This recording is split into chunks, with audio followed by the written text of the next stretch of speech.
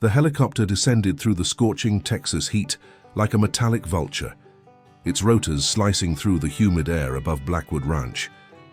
Victoria Blackwood pressed her manicured fingers against the window, watching the vast expanse of her family's empire unfold below. Thousands of acres of prime cattle land that would soon become something entirely different. At 28, she had earned her reputation as the most ruthless executive in her father's oil conglomerate, the kind of woman who could foreclose on an orphanage and sleep soundly that same night. Her platinum blonde hair was pulled back in a severe bun, not a strand out of place despite the turbulent flight from Dallas. The black Armani suit she wore seemed impractical for ranch life, but Victoria had no intention of staying long enough for practicality to matter. She had come home for one reason: to execute the most ambitious land grab in Texas history. The helicopter touched down in a cloud of dust near the main house, a sprawling structure that had been in the Blackwood family for 4 generations. Victoria stepped out with the confidence of someone who owned everything she surveyed, which wasn't far from the truth. Her designer heels clicked against the wooden porch as she approached the front door, where her father's longtime foreman, Earl Patterson, waited with barely concealed disdain. "Miss Victoria," Earl said, tipping his weathered hat with obvious reluctance, "your daddy's been expecting you." Victoria barely acknowledged him with a nod. She had fired Earl 3 times over the years, but the old man kept coming back, protected by some misplaced loyalty her father harbored for the help. This time would be different. This time there wouldn't be a ranch left for Earl to manage. The massive oak door creaked open to reveal the familiar interior of her childhood home, all leather and dark wood, animal heads mounted on walls like trophies of conquest. But Victoria felt no nostalgia, only the cold calculation that had made her indispensable to Blackwood Industries. Her father, Marcus Blackwood, emerged from his study with the slow gait of a man carrying too much weight and too many secrets. At 65, he still cut an imposing figure, but Victoria could see the cracks in his armor that others missed. The slight tremor in his hands when he thought no one was looking, the way his eyes never quite met hers directly. "You look good, Vicky," he said, using the childhood nickname she despised. "Corporate life agrees with you." "Let's skip the pleasantries," Victoria replied, setting her briefcase down with a sharp click. "I've reviewed the environmental impact studies, the geological surveys, and the legal precedents. We can begin forced acquisition procedures within the month." Her father's face darkened. They both knew what forced acquisition meant: a systematic campaign to drive out the neighboring ranchers through legal harassment, economic pressure, and, when necessary, more creative methods. The Blackwood Ranch sat on top of one of the largest untapped shale oil reserves in North America, but accessing it would require eliminating the obstacles, 17 family ranches that had operated in the area for generations. "Some of these families have been our neighbors for 50 years, Marcus said weakly. Victoria's laugh was sharp as broken glass. "Sentiment doesn't pay dividends, Daddy. The board expects a 30% increase in production capacity by next quarter. This is how we deliver it." She opened her briefcase and spread out a series of documents: foreclosure notices, eminent domain filings, and purchase agreements that were barely disguised extortion. Each paper represented a family's entire way of life, but Victoria saw only numbers and profit margins. As she explained her strategy, movement outside the window caught her eye. A lone figure was working with the horses in the main corral, his movements fluid and confident, in the way that only came from a lifetime in the saddle. Even from a distance, she could see the definition of muscle beneath his work shirt, the easy way he commanded the respect of the animals around him. Something about the stranger stirred an unfamiliar sensation in Victoria's chest, a flutter of, what? Curiosity? Attraction? She quickly dismissed it as a momentary lapse in focus. Victoria's business meeting with her father was interrupted by Earl's hesitant knock on the study door. "Sorry to bother you folks, but we got a situation with Thunder." Thunder was her father's prized stallion, a magnificent black beast worth more than most people's houses and with a temperament to match. The horse had been increasingly aggressive lately, refusing to let anyone near him except for one person, the new hand her father had hired while she was away. "Send Jake in," Marcus said, and Victoria felt her pulse quicken at the name. She told herself it was annoyance at the interruption, nothing more. The man who entered the study made Victoria reassess that conclusion immediately. Jake Morrison was tall and lean, with the kind of weathered handsomeness that came from years under the Texas sun. His dark hair was slightly too long, touching the collar of his faded denim shirt, and when his green eyes met hers, Victoria felt an electric jolt she hadn't experienced since, well, ever. There was something dangerous about him, an edge that had nothing to do with his profession, and everything to do with secrets he kept buried deep. "Thunder's calmed down now, Mr. Blackwood," Jake said in a voice like aged whiskey. "But I think we should call the vet. He's favoring his left front leg." Victoria found herself studying Jake's hands as he spoke. Strong, capable hands marked by rope burns and honest work. So different from the soft, manicured hands of the corporate executives she was used to. When Jake's gaze shifted to her, she saw something flicker in his eyes, recognition. No, that was impossible. She would have remembered meeting someone like him. "Jake, this is my daughter Victoria," Marcus said. "She's visiting from Dallas." "Ma'am." Jake touched the brim of his hat in a gesture that managed to be both respectful and slightly mocking. Victoria bristled at being dismissed so easily. She was used to commanding respect, fear, or at least undivided attention. This cowboy treated her like just another pretty face in an expensive suit. "How long have you been working here, Jake?" she asked, her voice carrying the subtle edge she used in hostile corporate negotiations. "About 6 months," he replied. "Your father needed someone who understood horses. I understand horses." There was something in the way he said it that suggested Jake Morrison understood much more than horses. But before Victoria could probe deeper, he was already turning to leave. "I'll call Doc Martinez about Thunder," he said to Marcus. "And ma'am, you might want to change those shoes if you're planning to walk around the ranch. Rattlesnakes don't much care about designer labels." Victoria stared at the empty doorway long after Jake had gone, her mind spinning with questions she couldn't quite formulate. There was something about him that didn't fit. The way he carried himself with quiet authority, the intelligence in his eyes that suggested education beyond what a typical ranch hand might possess, and most unsettling of all, the way he looked at her like he could see straight through her carefully constructed facade. That evening, Victoria found herself pacing the wraparound porch of the main house, ostensibly reviewing acquisition documents, but actually scanning the various ranch buildings for any sign of Jake Morrison.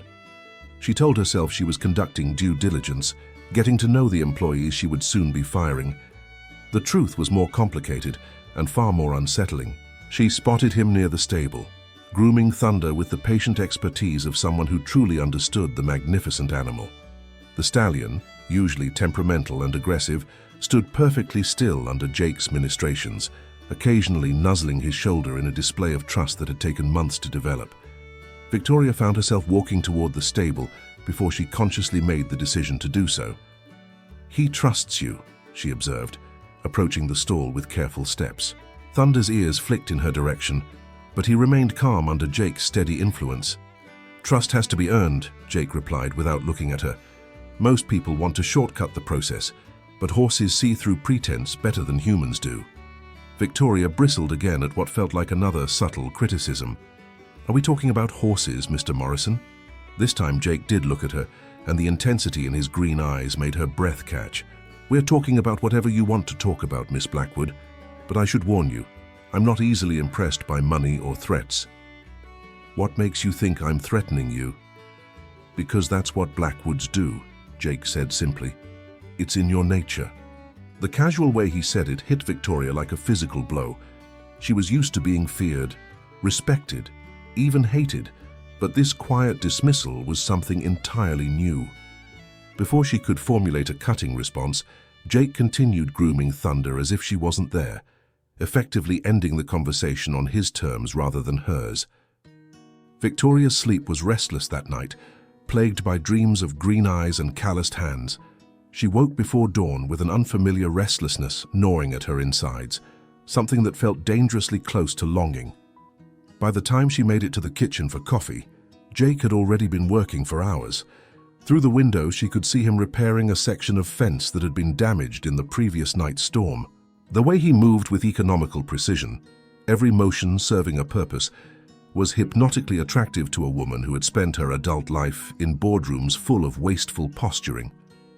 She poured herself a second cup of coffee and found herself gravitating toward the window again, studying the play of muscles beneath Jake's work shirt as he hefted fence posts. The morning sun caught the sheen of sweat on his forearms, and Victoria felt an unwelcome warmth spreading through her body. This was ridiculous. She was Victoria Blackwood, a woman who had never been ruled by anything as base as physical attraction, yet here she was, behaving like a teenager with her first crush. The sound of her father's voice from his study jolted her back to reality. Marcus was on the phone with someone, and his voice carried the edge of barely controlled panic that Victoria recognized from their most challenging board meetings. She moved closer to eavesdrop, a habit that had served her well in the corporate world. "Told you this would happen eventually," her father was saying. "You can't bury something that explosive and expect it to stay buried forever." Victoria's pulse quickened. In her experience, buried secrets were often the most valuable currency in any negotiation. "I don't care what it costs," Marcus continued. "Morrison can't find out the truth, or everything we've built will come crashing down." Morrison. Jake Morrison. Victoria felt the world tilt slightly on its axis as pieces of a puzzle she hadn't even known existed began clicking into place.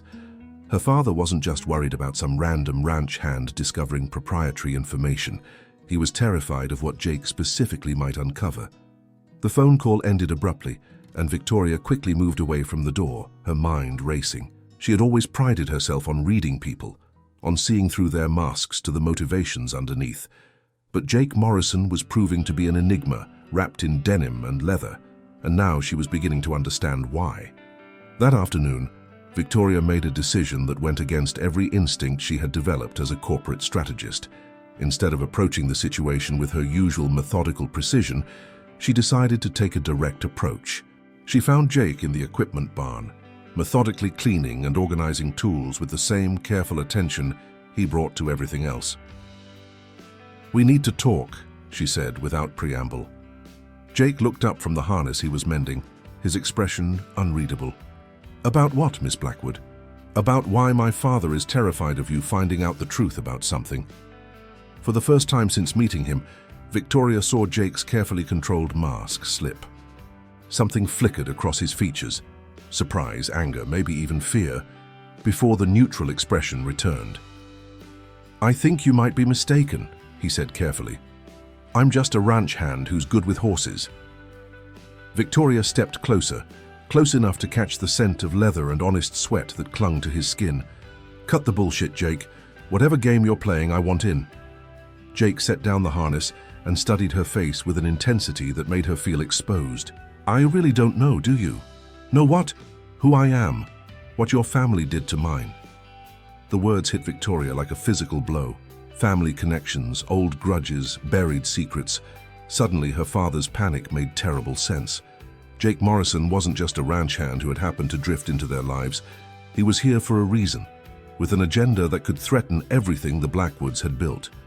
"Tell me," she whispered. And for the first time in her adult life, Victoria Blackwood found herself asking rather than demanding.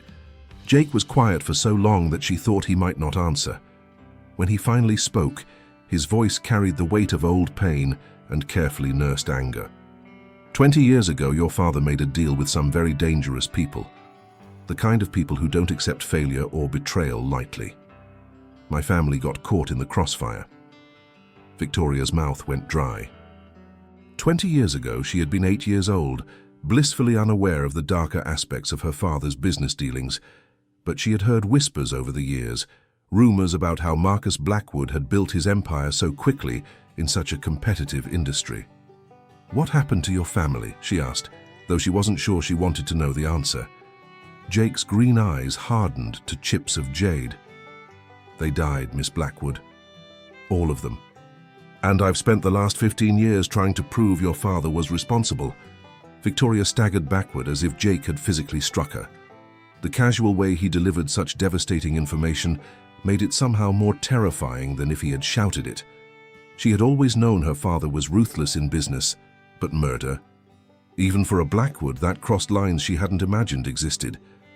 "You're lying," she said, but even to her own ears, The words sounded hollow and desperate.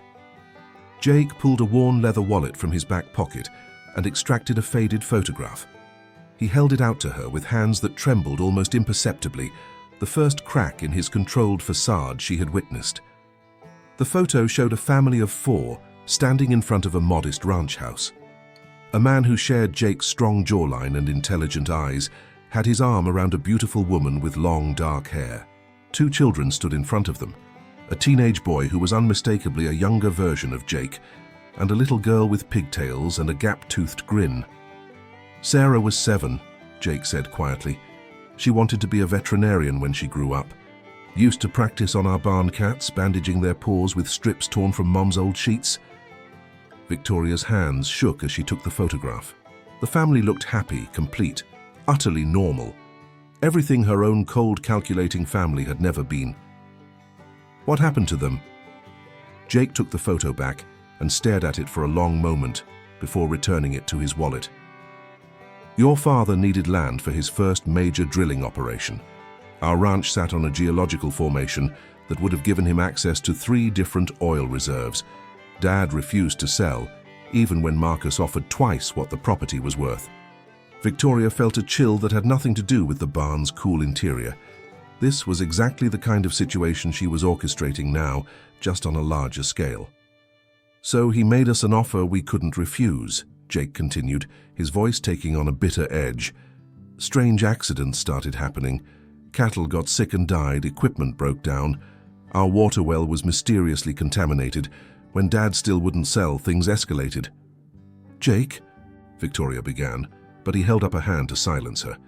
One night our house caught fire. Official investigation ruled it an electrical fault, but I know better. I was at a friend's place that night, the only reason I survived. My parents and Sarah... His voice broke slightly.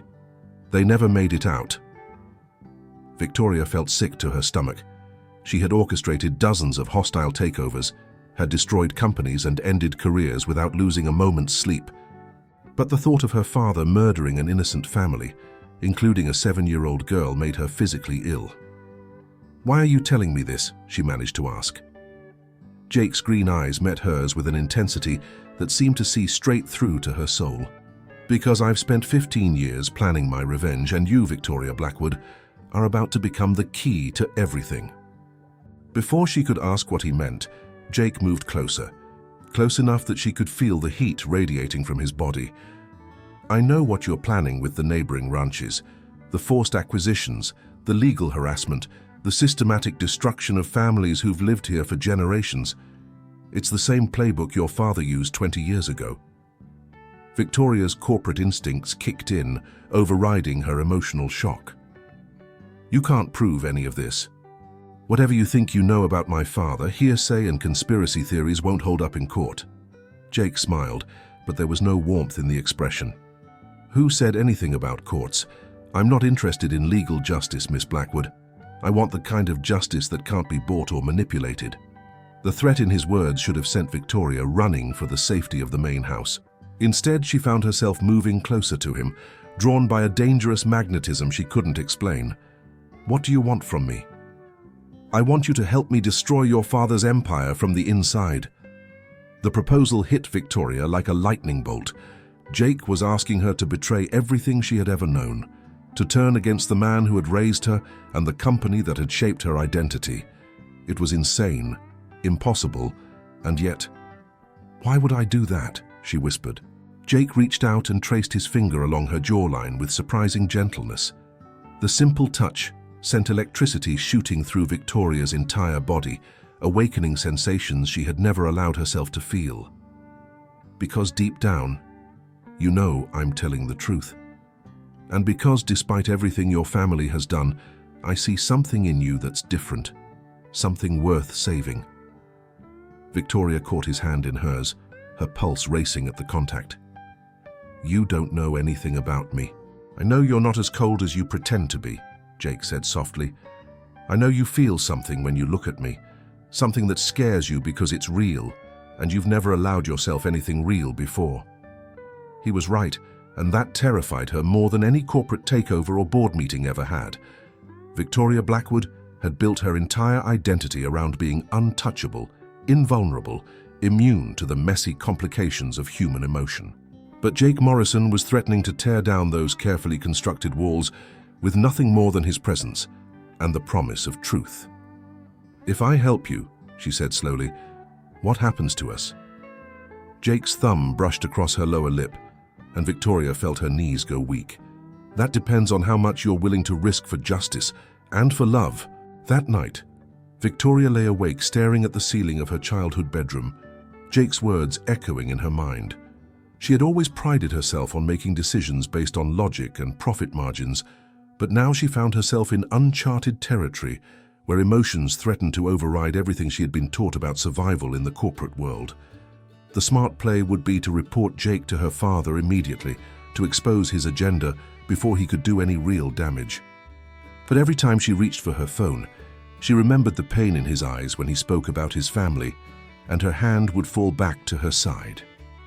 By dawn, Victoria had made a decision that would have shocked anyone who knew her reputation in Dallas. She was going to help Jake Morrison destroy her father's empire and in the process probably destroy herself. But first, she needed more information. If she was going to commit corporate suicide, she wanted to understand exactly what she was getting into. Victoria spent the morning in her father's study, ostensibly working on acquisition paperwork, while actually searching through old files for any mention of the Morrison family or suspicious land deals from 20 years ago. Marcus kept meticulous records, but she knew he was too smart to leave incriminating evidence lying around where it could be easily discovered. It was Earl Patterson who inadvertently provided the breakthrough she needed. The old foreman knocked on the study door with his characteristic hesitancy, clearly uncomfortable, disturbing the boss's daughter. "Miss Victoria, your daddy asked me to give you these old survey maps. Says you might need them for the new project." Victoria accepted the rolled papers with barely concealed excitement. Survey maps from 20 years ago might contain exactly the kind of evidence she was looking for. She waited until Earl left before spreading the maps across her father's massive oak desk, her heart pounding as she searched for the Morrison property. There it was, a modest rectangular section of land bordered by Blackwood property on 3 sides. Someone had made notations in red ink, marking geological features and potential drilling sites. But what made Victoria's blood run cold were the handwritten notes in her father's distinctive scrawl: "Acquisition essential. Eliminate obstacles by any means necessary." The word "eliminate" had been underlined twice. Victoria photographed the maps with her phone, her hands shaking as the full implications of what she was seeing hit home. This was evidence of premeditation, proof that her father had planned whatever had happened to the Morrison family. She was so absorbed in her discovery that she didn't hear Jake enter the study until he spoke behind her. "Find what you were looking for?" Victoria spun around, her heart hammering against her ribs. Jake stood in the doorway with his characteristic quiet confidence, but she could see the tension in his shoulders, the way his eyes immediately went to the maps spread across the desk. "How did you get in here?" she demanded, more from nervousness than actual anger. "Earl sent me to fix a broken window latch," Jake said, moving closer to the desk.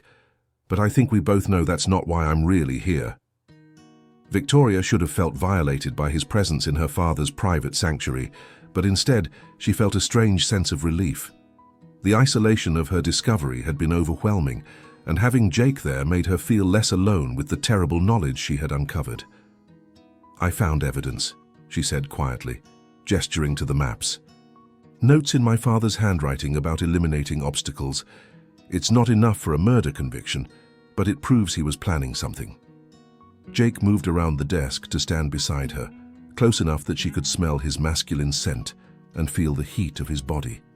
When he leaned over to examine the maps, his shoulder brushed against hers, sending familiar electricity shooting through her nervous system. "This is more than I've managed to find in 6 months of searching," he said, his voice rough with emotion. "Victoria, do you understand what this means?" "It means my father is probably a murderer," she replied, surprised by how steady her voice sounded, despite the chaos in her heart. "It means everything I've believed about my family, about myself, has been built on blood and lies." Jake straightened and turned to face her, his green eyes intense with an emotion she was afraid to name. "It means you have a choice to make. You can pretend you never saw this and go back to your corporate life, or you can help me make sure justice finally gets served." Victoria looked down at the maps, at the evidence of her father's crimes laid out in black and white. She thought about the 7-year-old girl who had died in a fire meant to terrorize her family into submission, about all the other obstacles that Marcus Blackwood had probably eliminated over the years in his climb to power. "What do you need me to do?" she asked.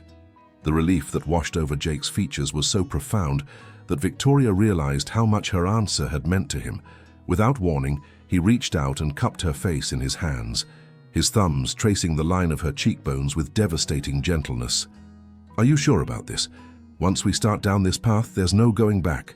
Your father will never forgive you, and neither will the rest of your family. You'll lose everything." Victoria had spent her entire adult life accumulating wealth and power, building an identity around being untouchable and invulnerable. The thought of losing it all should have terrified her. Instead, she felt an unexpected sense of freedom, as if chains she hadn't even known were finally being broken. "Maybe it's time I lost everything," she whispered. And before she could lose her nerve, she rose on her tiptoes and pressed her lips to his. The kiss was everything Victoria had never allowed herself to imagine. Desperate, consuming, and utterly devastating to every defense she had carefully constructed over the years. Jake's lips were warm and demanding, tasting of coffee and something indefinably masculine that made her head spin. When they finally broke apart, both of them breathing heavily, Victoria realized that whatever happened next, she was already lost. "Victoria," Jake said hoarsely, his forehead resting against hers. "We can't. This complicates everything." But even as he said the words, his hands were tangling in her hair, pulling her closer rather than pushing her away. Victoria had never been one to back down from a challenge, and she wasn't about to start now. "I'm already helping you destroy my father," she pointed out breathlessly. "How much more complicated can it get?" Jake's laugh was rough and slightly desperate. "You have no idea what you're getting into. This isn't just about revenge anymore. If your father finds out about us, about what we're planning, then we make sure he doesn't find out until it's too late," Victoria said with more confidence than she felt. The truth was, she had no idea what she was doing. Corporate warfare she understood, but this messy tangle of attraction, betrayal, and justice was completely outside her area of expertise. Over the next week, Victoria and Jake began laying the groundwork for their plan. During the day, she played the role of the dutiful daughter, attending meetings with local ranchers and delivering thinly veiled threats about the consequences of refusing to sell. But at night, she met Jake in secret locations around the ranch: the old hay barn, the equipment shed, even the abandoned line shack near the eastern boundary. Each clandestine meeting deepened both their conspiracy and their attraction to each other. Victoria learned that Jake had a degree in geology from Texas A&M, which explained his sophisticated understanding of oil drilling operations. He had spent years working for various energy companies, always using different names and identities, gathering intelligence about Marcus Blackwood's business practices, while staying one step ahead of detection. "Your father has a network of private contractors," Jake explained during one of their midnight meetings in the hay barn. "Men who specialize in making problems disappear permanently. I've been tracking them for years, documenting their activities." He showed her photographs and documents that painted a picture of systematic intimidation, violence, and murder that went back decades. Marcus Blackwood hadn't just killed Jake's family, they were part of a pattern of elimination that had cleared the path for Blackwood Industries' rapid expansion. Victoria felt sick as she absorbed the scope of her father's crimes, but she also felt something else, a fierce determination to make sure he paid for what he had done. "How do we stop him?" she asked. Jake's plan was elegant in its simplicity and terrifying in its implications. They would use Victoria's position within the company to document ongoing criminal activities, building an airtight case that would bring down not just Marcus, but his entire network of co-conspirators. The evidence would be delivered simultaneously to the FBI, the Texas Rangers, and several major news outlets, making it impossible for anyone to cover up or suppress the information. "It has to be overwhelming and undeniable," Jake explained, Your father has too many connections in law enforcement and politics to risk a gradual exposure. We hit him with everything at once, or he'll find a way to wiggle out of it. Dans tout monde, the plan required Victoria to maintain her cover while secretly copying files, recording conversations, and documenting criminal activities. It was dangerous work that could get her killed if her father became suspicious, but she found herself energized by the challenge in a way that corporate mergers had never excited her. Perhaps more dangerous than the espionage was the growing intimacy between her and Jake. What had started as a partnership based on mutual need was evolving into something deeper and more complicated. Victoria had never experienced the kind of passion that made her forget everything else, the kind of need that could override years of carefully programmed self-control. When Jake kissed her in the shadows of the barn, when his hands explored the curves of her body with reverent hunger, Victoria felt like she was discovering parts of herself that had been locked away since childhood. 3 weeks into their collaboration, Victoria made a discovery that changed everything. Hidden in her father's private safe, the combination had been her mother's birthday, a sentimental touch that seemed wildly out of character. She found documentation of payments to a man named Rodriguez, described only as a problem solver. The amounts were staggering, hundreds of thousands of dollars paid out over the years for services that were never explicitly described. But what made Victoria's blood freeze was the most recent payment authorization, dated just 2 days earlier.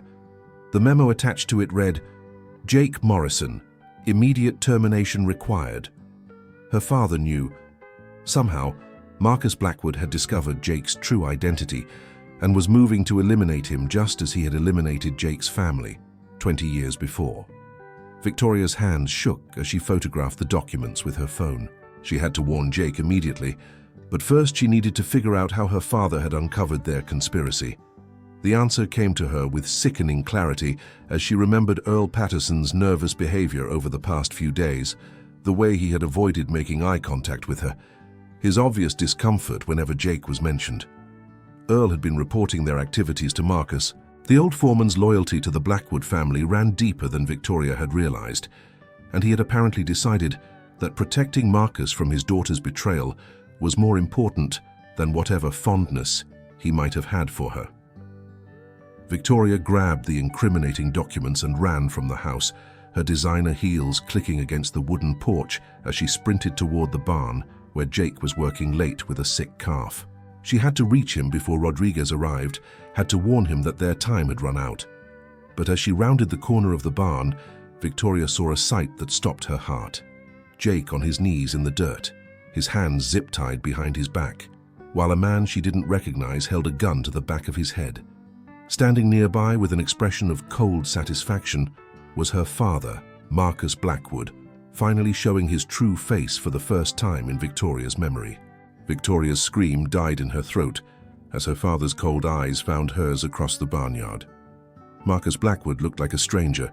Gone was any pretense of paternal warmth, replaced by the calculating expression of a man who had built his empire on other people's graves. The armed man beside him could only be Rodriguez, the problem solver whose services her father had been purchasing for decades. "Come join us, Victoria," Marcus said conversationally, as if he were inviting her to a family dinner rather than an execution. "I think it's time you learned what loyalty really means in this family." Victoria's mind raced frantically as she tried to process the nightmare unfolding before her. Jake knelt motionless in the dirt, blood trickling from a cut on his forehead, but his green eyes were alert and focused on her face. Even bound and at gunpoint, he was trying to communicate something to her, a warning, a plan, she couldn't tell which. "Daddy, what are you doing?" she managed to ask, taking a tentative step forward. Her voice sounded strange to her own ears, high and thin with panic. Marcus laughed, but there was no humor in the sound. "I'm cleaning up a mess that should have been handled 20 years ago. Did you really think I wouldn't find out about your little romance with Jake Morrison? Earl's been keeping me informed of every clandestine meeting, every stolen kiss in the shadows." The betrayal hit Victoria like a physical blow. Earl Patterson, who had known her since she was a child, who had taught her to ride and had always been kind to her, had been spying on her for her father. The realization that there was no one she could trust made her feel utterly alone in the world. "She doesn't know anything," Jake said quietly, the first words he had spoken since Victoria arrived. "This is between you and me, Blackwood. Let her walk away." Rodriguez pressed the gun harder against Jake's skull, and Victoria saw him wince. "Such noble sentiment from a man who's been plotting my destruction for 6 months, Marcus said mockingly. "Did you really think you could infiltrate my operation and I wouldn't notice?" Victoria found her voice again, desperation making her bold. "What operation? What are you talking about?" Her father's smile was coldly amused. "Oh, my dear naive daughter, did you think Blackwood Industries got to where it is today through legitimate business practices? We're not just an oil company, Victoria. We're a carefully constructed criminal enterprise that spans 3 states and generates more illegal profit than you can imagine." The scope of the revelation staggered Victoria. She had known her father was ruthless, but this suggested something far more sinister than aggressive corporate tactics. Marcus seemed to enjoy her shock, continuing his explanation with the satisfaction of a man who had kept secrets for too long. "Drug money laundering through our drilling operations, human trafficking using our transportation network, murder for hire when standard intimidation isn't sufficient. We provide a full range of services for discerning clients. Jake Morrison has been trying to expose all of it, haven't you, Jake?" Jake's jaw was set in a hard line, but he didn't deny the accusation. Victoria realized that revenge for his family's murder had been only part of his motivation. He had been trying to bring down an entire criminal network that used her father's oil company as cover for much worse crimes. "The beauty of it," Marcus continued, "is that no one suspects an established family business. We've been hiding in plain sight for decades, using our legitimate operations to cover tracks and eliminate witnesses. Your boyfriend here has gotten closer to exposing us than anyone else ever has." Victoria's corporate training finally kicked in, overriding her emotional shock with cold analytical thinking. "If you kill us both, there will be an investigation. People know I'm here, that Jake works for you. 2 disappearances will attract attention." Rodriguez laughed, a sound like breaking glass. "Won't be 2 disappearances, Princess. Gonna be a tragic accident. Young couple sneaking around, got caught in a barn fire. These old wooden buildings go up so fast, sometimes people get trapped inside." The casual way he described their planned murders made Victoria's stomach clench with terror. This was how Jake's family had died, trapped in a fire that had been deliberately set. Her father was planning to kill them the same way he had killed a 7-year-old girl and her parents 20 years ago. But Victoria Blackwood had not built her reputation as a corporate shark by giving up when things looked hopeless. If she was going to die tonight, she was going to take her father's empire down with her. "I already sent everything to the FBI," she lied smoothly, calling on every poker-playing skill she had learned in boardrooms. "Documents from your safe, recordings of our conversations, copies of payments to Rodriguez here. If I don't check in by midnight, it all gets released automatically." For the first time since the confrontation began, Marcus looked uncertain. Victoria pressed her advantage, taking another step closer while keeping her voice steady and confident. "You taught me well, Daddy. Always have a backup plan. Always assume your enemies are smarter than they appear. Did you really think I would plot against you without insurance?" Rodriguez glanced nervously between Victoria and Marcus, clearly unsure whether her claims were true. Jake remained perfectly still, but Victoria could see the tension in his shoulders as he prepared to move if an opportunity presented itself. "You're bluffing," Marcus said finally, but his voice lacked conviction. "Even if you're not, we can find a way to discredit whatever evidence you think you have." And Victoria smiled with cold satisfaction. "Can you? Because I didn't just document your crimes, Daddy. I documented Rodriguez's involvement, his real name, his history of violence. Even if you kill me, he's a dead man walking. The FBI doesn't like it when their investigations get complicated by murder." She could see Rodriguez calculating the odds, weighing his loyalty to Marcus against his own survival. Victoria had created doubt where there had been certainty, and doubt was often enough to shift the balance of power in any negotiation. The standoff stretched for what felt like hours, but was probably only seconds. Victoria could see the doubt spreading across Rodriguez's face as he weighed her threats against Marcus's promises of payment. Jake remained coiled and ready, waiting for any opportunity to act despite his restraints. The tension was broken by an unexpected sound, sirens in the distance, growing steadily louder as they approached the ranch. Victoria felt a surge of hope until she saw her father's satisfied smile. "Ah, right on schedule," Marcus said calmly. "I called in a report of suspicious activity on the property.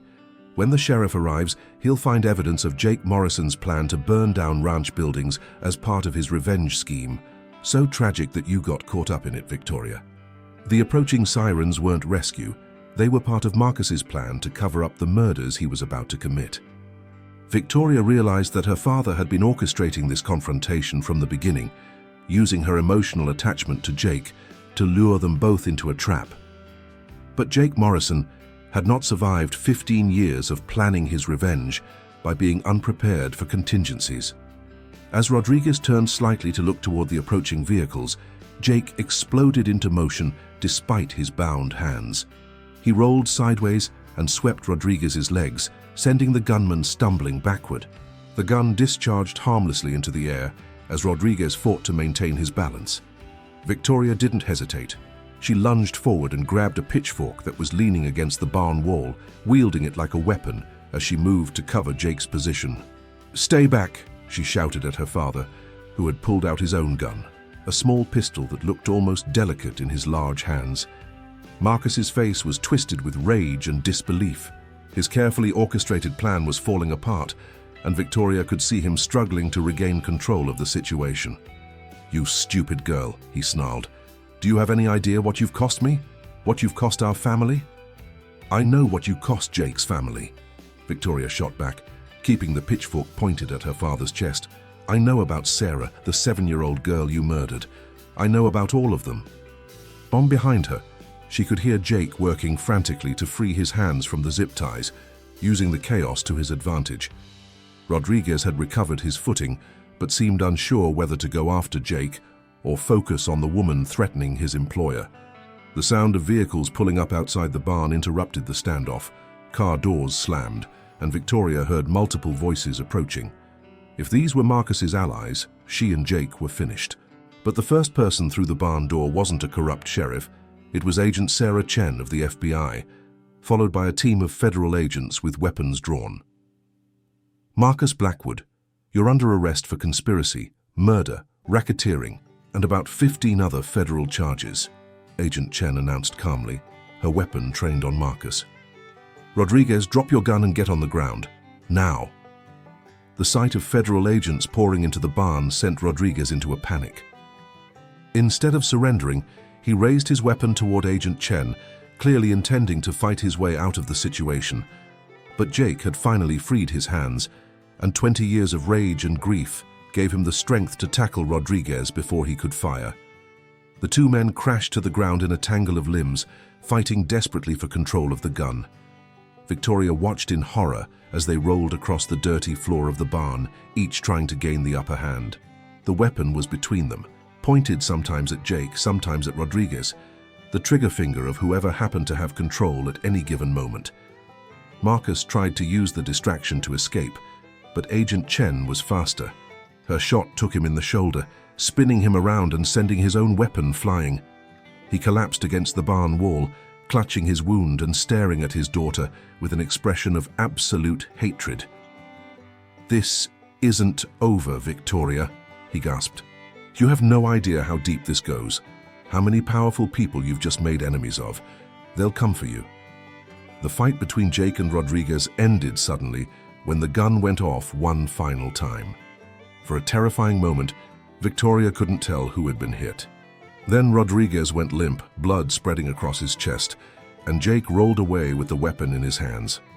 Agent Chen quickly secured the scene, while other federal agents attended to the wounded and read both Marcus and Rodriguez their rights. Victoria found herself sitting in the dirt beside Jake, both of them shaking from adrenaline and the magnitude of what had just happened. "How?" Victoria asked Agent Chen. "How did you know to come here?" "Jake's been working with us for the past 3 years," the agent explained. "He came to us with evidence about your father's activities, and we've been building a case ever since. When he told us about your cooperation and the threats against both of you, We moved up our timeline. Victoria turned to stare at Jake in amazement. You've been undercover for the FBI this whole time? Jake's smile was tired but genuine. I told you I wanted justice, not just revenge. Legal justice, the kind that puts people away permanently. As federal agents led her father away in handcuffs, Marcus turned back one final time to look at his daughter. You'll never be safe, Victoria, and you'll never be anything without the Blackwood name and money. You're nothing but a foolish little girl who threw away everything for a man who was using you from the beginning. His words hit their target, planting seeds of doubt that Victoria could feel taking root in her mind.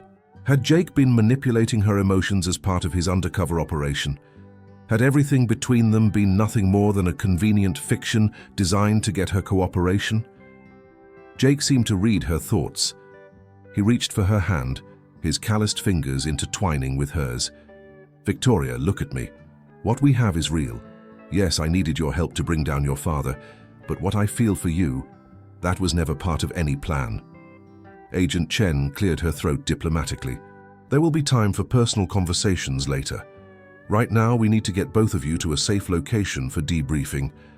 Marcus Blackwood was right about one thing. This investigation is going to implicate a lot of powerful people, and some of them won't hesitate to retaliate. As they walked toward the waiting federal vehicles, Victoria looked back at the ranch that had been her family's legacy for 4 generations. Tomorrow it would probably be seized as evidence in a federal criminal case. Everything she had ever known was gone. Her family, her fortune, her entire identity. But as Jake's hand squeezed hers reassuringly, Victoria realized she didn't feel lost. For the first time in her life, she felt free. Free from the weight of her family's crimes, free from the suffocating expectations of corporate success, free to discover who Victoria Blackwood could be when she wasn't trying to live up to her father's example. The future was uncertain and probably dangerous, but she would face it with a man who had chosen justice over revenge and love over hatred. And perhaps in the end, that was worth more than all the oil wells in Texas.